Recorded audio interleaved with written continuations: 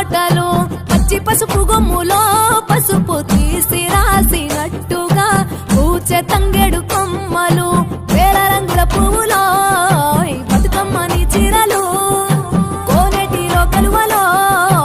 గౌరమ్మని రవికలు ఎంతటి అందాల మహారాణివే నీ చుట్టూ పూలన్నీ చలికత్తెలే నిన్ను చూడాలని ముందుగా వచ్చిందే పువ్వుల